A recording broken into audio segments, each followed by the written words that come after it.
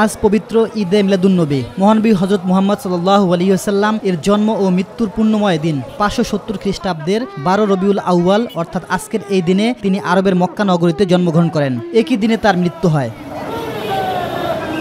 ঈদে মিলাদুন্নবী সাল্লাল্লাহু আলাইহি ওয়াসাল্লাম উপলক্ষে প্রতি বছরের মতো এবারও রাজধানীতে জশ্নে জুলুস শোভাযাত্রা অনুষ্ঠিত হয়। এতে অংশ নেন লাখো ধর্মপ্রাণ মুসলমানরা। তারা বলেন, মহানবীর আদর্শ অনুসরণ ছাড়া মানবজাতির কল্যাণ সম্ভব নয়। আমরা ফিলিস্তিনের গাজার মুসলমান, রোহিঙ্গা মুসলমান, সমস্ত মুসলমানদের সুখ শান্তি কামনা করি।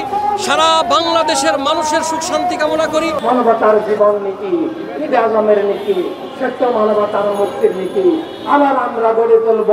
সকালে সোহরাওয়ার্দী উদ্যানের পশ্চিম দিক থেকে শুরু হওয়া শোভাযাত্রাটি দোয়েল চত্বর, শিক্ষা ভবন, কদম ফোয়ারা সড়ক প্রদক্ষিণ করে আবার পশ্চিম গেট দিয়ে সোহরাওয়ার্দী উদ্যানে শান্তি সমাবেশে মিলিত হয়। তোমরা যখন যুদ্ধে যাবা, তোমরা যখন ময়দানে যাবা, তোমরা একটি গাছকেও তোমরা আঘাত করবা না।